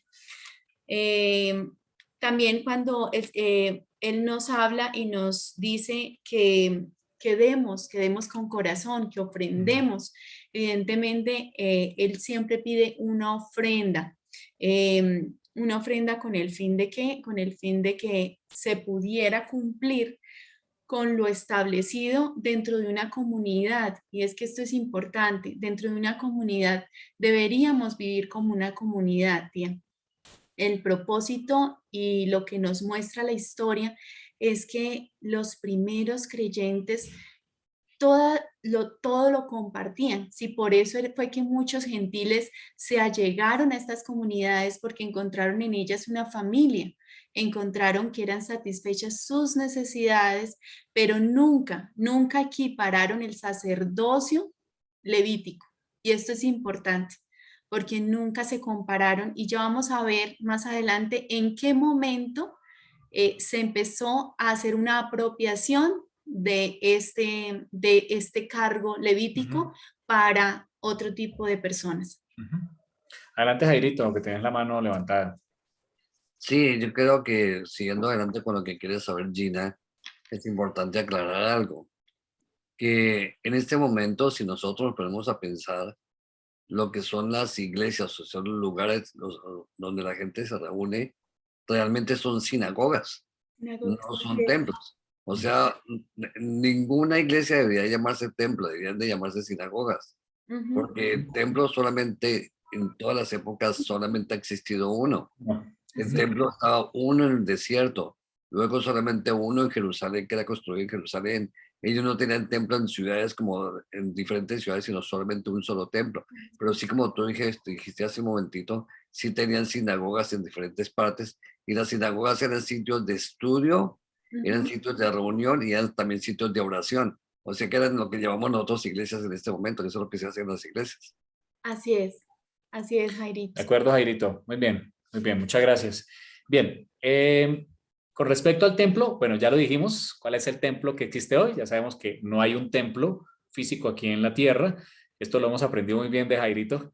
El templo que opera hoy es el celestial, el que fue modelo del templo terrenal, cuyo sumo sacerdote es Yeshua HaMashiach o Jesucristo, nuestro mediador. Por lo tanto, sabemos que como creemos, de acuerdo a Hebreos, que Yeshua es el sumo sacerdote, por eso decimos que la Torá sigue vigente, incluyendo lo que se llama la mal llamada ley ceremonial, o las leyes que hablan allí para los sacerdotes, porque es Yeshua el que las está cumpliendo precisamente en este momento, y él es el mediador del pacto en este momento. Por lo tanto, se hizo una transferencia del sacerdocio levítico, que era el arónico, como ya lo leímos allá en Salmo 110, al sacerdocio del orden de Melquisedec, que también Hebreos nos habla de que Yeshua es según el orden de Melquisedec, siendo de la tribu de Judá, el cual es mediador del pacto renovado en este momento.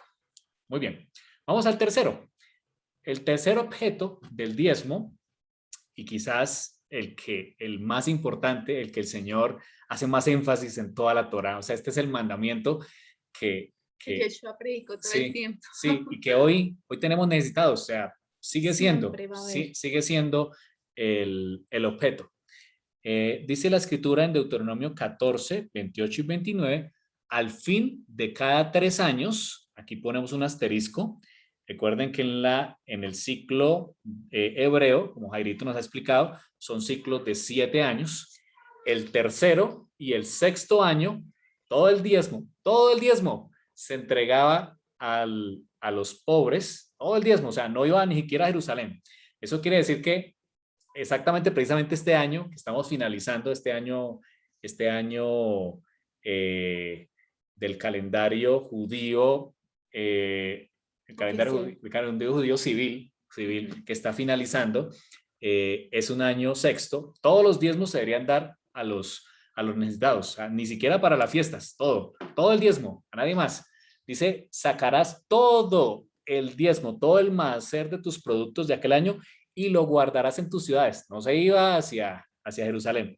¿Y vendrá quiénes? Los necesitados. El levita, porque no tiene parte ni heredad contigo. El extranjero es objeto del maaser. O sea, por ejemplo, tantos extranjeros que tenemos en nuestro país con necesidad que conocemos.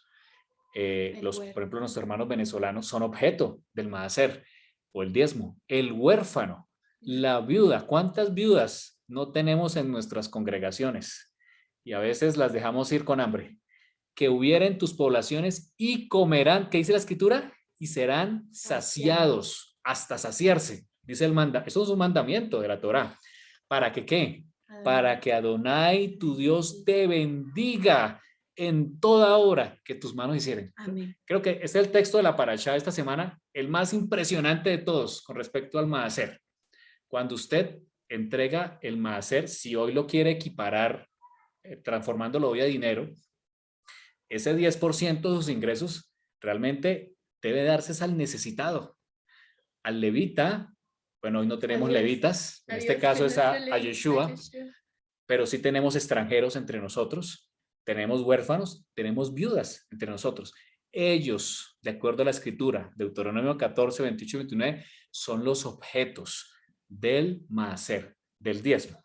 Ahora, el pobre o necesitado no debía diezmar, sino que participaba cada 3 años del mismo.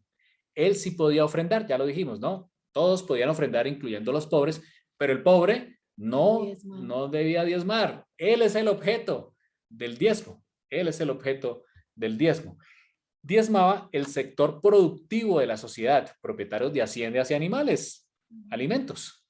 No podemos obligar a los necesitados a dar sus diezmos. Esto no es bíblico. Todos podemos dar ofrendas, claro que sí, todos podemos dar ofrendas, pero si queremos equiparar hoy en día a lo que era el alimento, el diezmo, a hoy en dinero, tenía unas funciones específicas que claramente es el necesitado. Por supuesto que puedes utilizarlo en tu Shabbat, en tus solemnidades, en tus fiestas. O dárselo o a quien te enseña Torah, también puedes hacerlo. También puedes hacerlo. Es más, tenemos ejemplos de pastores que cuando reciben el diezmo, el maaser, sacan un porcentaje justo para su necesidad y el resto lo dan para la viuda, el huérfano y el necesitado y el extranjero que habita dentro de su comunidad, ¿sí? Y con el fin de que la iglesia sepa que se está satisfaciendo la necesidad de quién, de la congregación en la cual él se está liderándola.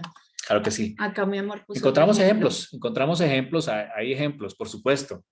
Por supuesto que hay líderes de iglesia muy honestos, y eso se nota. O sea, por supuesto que son algunos casos que se enriquecen, pero hay muchos líderes de iglesia que utilizan, por ejemplo, este pastor en Brasil que todo el diezmo que recibe lo envía para construir casas a necesitados. Este es el objeto del maaser o del diezmo. Ese es el verdadero objetivo de acuerdo a la Torá. Aquí, él está cumpliendo la Torá. Deuteronomio 26:12.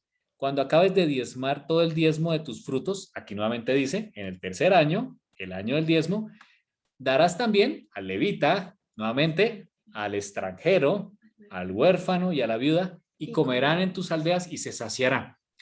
Santiago, el hermano de Yeshua, él menciona un caso de que cuando llega alguien con necesidad a tu congregación y tú solamente le dices, ve en paz, ve en paz y oraré por ti, sucede hoy en día,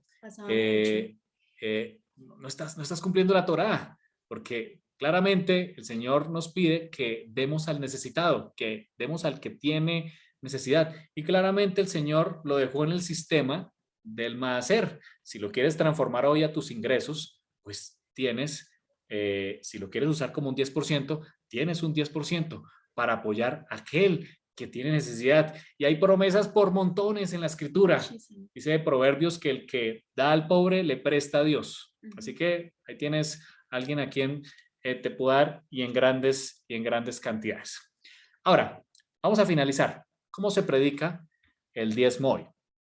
Generalmente, esto no es para todos los casos, por supuesto que cada congregación, pastores, líderes tienen diferentes interpretaciones. Generalmente se dice que es el 10% de tus ingresos quincenales, mensuales y todo lo extraordinario. Claro, esto no es lo que nos enseña la Escritura. La Escritura nos enseña la Torá, que es un producto en especie, que es alimento del campo y ganado, y por otro lado, la terumá o la sedaká, que son ofrendas, son voluntarias y tienen funciones específicas, no tienen frecuencia establecida en la escritura y tienen propósitos particulares de ayudar a alguien o de construir un templo, entre otras cosas.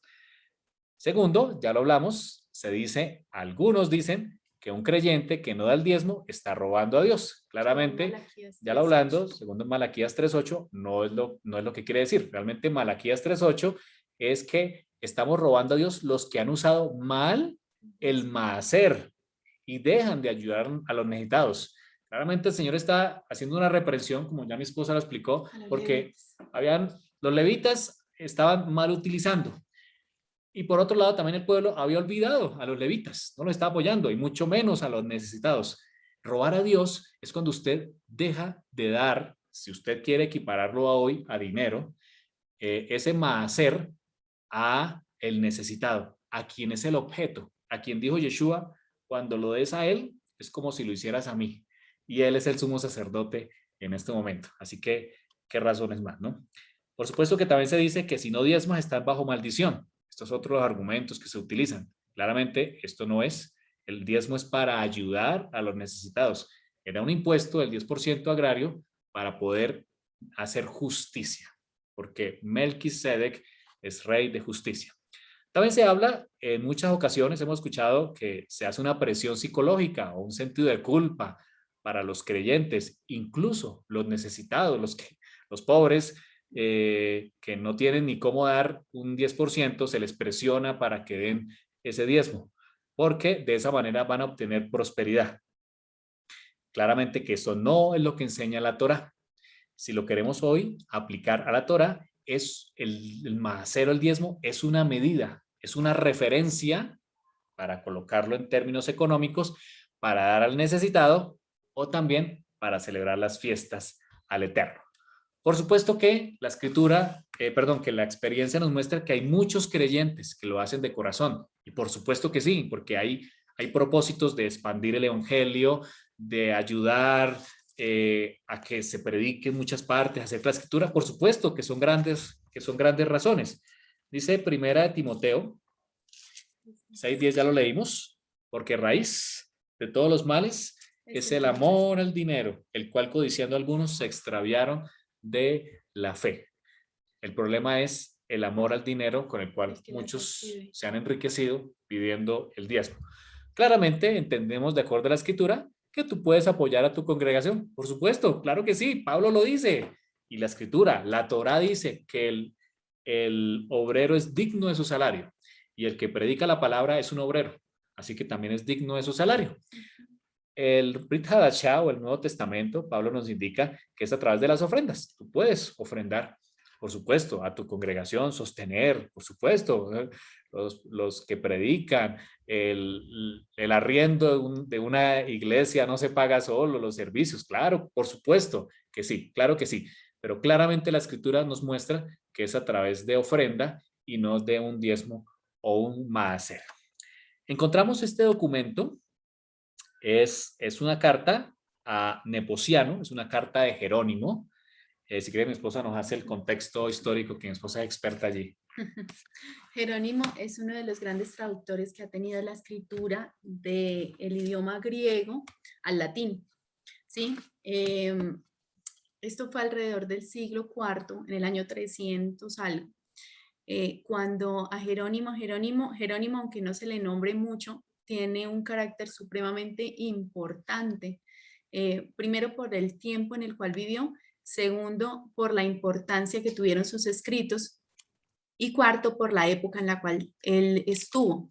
Lo primero es que Jerónimo era un escritor, el cual fue encomendado hacer la traducción tanto del Antiguo como del Nuevo Testamento, del Tanakh y del Nuevo Testamento, del idioma griego, no del original griego o arameo, etcétera, sino del idioma griego, la traducción Septuaginta, y pasada al latín. ¿Para qué? Para tener una mayor comprensión. Jerónimo, para poderlo hacer, él se dirigió a la ciudad de Belén para allí aprender el idioma, estudiarlo y aprender un poco del contexto. Y Jerónimo estaba en un momento de la historia en el cual a él se le encomendó de manera muy especial, pues el cristianismo ya no era una religión optada como muchas que existían en esa época, sino se convirtió en la religión oficial de Roma. ¿Por qué esto es importante? Porque basado en estas traducciones de Jerónimo fue desde las cuales se sacaron muchas de las creencias que después se impusieron y se trasladaron a lo que fue el cristianismo y que hoy lastimosamente se han heredado en las diferentes hijas de este cristianismo naciente. Este documento y a partir de ese año fue en el cual se empezó a tomar, y lo vamos a leer, se empezó a tomar el diezmo que tenía un destino específico, se empezó a tomar para quienes trabajaban en estos llamados templos, templos o lugares de reunión que se empezaron a construir durante esta época, que eran templos grandes, hermosos, para albergar muchísima gente, diferentes a las sinagogas, que ya en este momento no ejercían, con el fin de que la gente pudiera llevar sus recursos allí. Y dice, ahora, ¿quién es la porción del Señor o tiene al Señor como porción? Debe poseer lo que el Señor posee. ¿Sí? Es decir, ellos eran la porción de Dios, por lo tanto debían poseer lo que Dios poseía. Por lo tanto, dijeron ellos, yo soy la porción del Señor y la línea de su herencia. No he recibido porción entre las tribus restantes, sino que al igual que los sacerdotes y levitas, vivo del diezmo y sirvo en el altar y soy sustentado mediante sus ofrendas. A partir de este momento fue que oficialmente la religión cristiana, la religión oficial romana, pasó a apropiarse del término diezmo para poder recibir estos ingresos, a diferencia del siglo I, segundo y tercero, en los cuales el sustento se daba por medio de las ofrendas. Muchas gracias, amor. Entonces, como vimos, fue ya en el siglo IV que se empezó a usar el uso del dinero, o el diezmo en dinero, se empezó a hablar para que las iglesias lo recibieran de esa manera, cosa que fue, por supuesto, una mala interpretación de lo que es la Torá y que hasta hoy vemos que todavía se habla y se predica de esa manera. ¿Cuál es el objetivo de todo esto? Dice Mateo 23, dijo el Señor a los que diezmaban en aquel momento, les dice, ay de vosotros, escribas y fariseos hipócritas, porque diezmáis la menta, el eneldo y el comino, o sea, vegetales, por supuesto, o sea, lo más pequeñito, ¿cierto? Lo más elemental, eran rigurosos en su maaser, en su diezmo, pero dejáis lo más importante de la ley, lo más importante de la ley, que es la justicia, la misericordia y la fe. Esto era necesario hacer, es decir, la sedacá, la justicia, la misericordia y la fe es lo más importante y es necesario hacer, claramente, sin dejar de hacer lo otro, por supuesto, porque en el templo de Yeshua todavía estaba el templo en pie y por supuesto que era objeto del maaser o del alimento. Apocalipsis 22:12 dice, he aquí yo vengo pronto y mi galardón conmigo para recompensar a cada uno según sea su obra. Concluimos entonces, de acuerdo a este pequeño estudio donde tratamos de excavar un poquito nomás en este mandamiento, que el diezmo nunca se habló en la Torá como dinero, siempre fue alimento. El diezmo tiene unos objetivos y es el necesitado, incluyendo al levita y el sacerdote porque no tenían heredad. A las viudas, los huérfanos y los extranjeros también son objeto y los seguimos teniendo hoy entre nosotros, y también para poder festejar con alegría y que todos se sacien en las fiestas del Eterno, incluyendo el Shabbat. El Señor quiere un pueblo justo. El Señor quiso establecer justicia entre su pueblo y por eso estableció este mandamiento para que todos pudieran acceder, para que hubiera un capitalismo compasivo, como siempre lo decimos. Ese es el capitalismo que habla la Torá. Y lo vemos, por ejemplo, el año sabático, donde los pobres podían entrar y recoger de todo lo que había, porque no se sembraba ni se recogía. La Torá nos habla de un capitalismo compasivo, y eso es lo que el Señor quiere implantar en nosotros, que seamos justos y ayudemos al que tiene necesidad, que hoy son el objeto del diezmo. Vamos a orar y terminamos con preguntas, comentarios, etc. Te damos gracias, Señor, porque nos has dado tu Torá, porque tu Torá es nuestra regla, es el árbol de vida. Queremos aferrarnos a ella y que podamos aprender, Señor, que podamos producir el fruto del Espíritu en nosotros. Que la Torá produzca también a través de la comunión de tu Espíritu, el ver al Mesías, Yeshua, y su justicia, ser transformados cada día de gloria en gloria, como lo dice Pablo. Gracias, Señor, porque aprendemos que eres un rey justo, eres Melquisedec, y de esa manera también quieres que nosotros seamos justos como humanos aquí en la tierra. Gracias, Señor, porque establecerás tu reino y será de esa manera, un reino de justicia. Enséñanos, Señor, a aprender, pero también a poner en práctica, a ser hacedores, a no esconder nuestro rostro de nuestro hermano que tiene necesidad, sino, Señor, a ayudarlo, como es el mandamiento que encontramos en la Torá. Gracias, Señor. Bendice, Señor, a todos nuestros amigos que están aquí reunidos, nuestras familias también. Que esta semana sea una semana maravillosa. Bendice, Señor, el fruto de nuestras manos. Prospéranos, Señor. Sana, trae sanidad a los enfermos que hay en tu pueblo. Trae trabajo a quienes lo necesitan, sustento, abrigo. Trae justicia, Señor. Danos fuerzas como las fuerzas del búfalo. Y que esta semana podamos tener victorias con tu poder. Amén. Lo pedimos en el nombre de tu Hijo Yeshua. Amén.